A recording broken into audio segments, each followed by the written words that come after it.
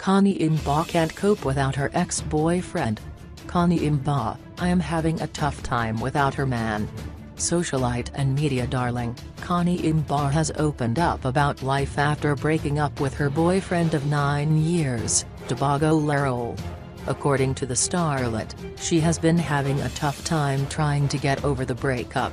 Connie was speaking to DJ Fresh on Metro FM's Fresh Breakfast in her first public interview about the breakup since the couple announced a month ago.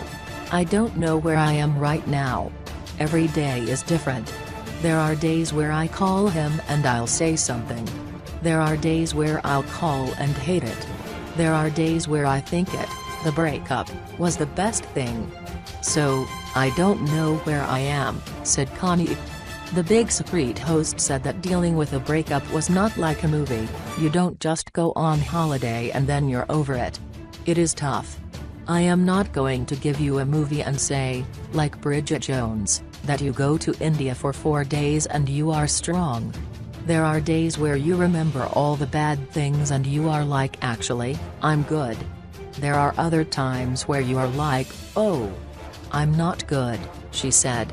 She also took the opportunity to clarify what had happened when she and Tebogo were spotted together at the opening night of The Color Purple at the Joburg Theatre in Braamfontein last month. It was 9 years, not 9 months. It was a relapse. The first time was at the play and that was the zing-zing for the first time in a long time. Do I look away?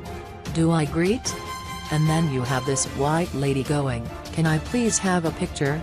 After the picture, it's like, you still look great, and I was like, thanks. Then you're shame walking in the morning going, why? She said.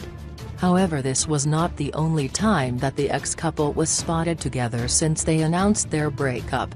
This past weekend, fellow TV personality Cooley Roberts posted a picture of a very cozy-looking night out on Instagram.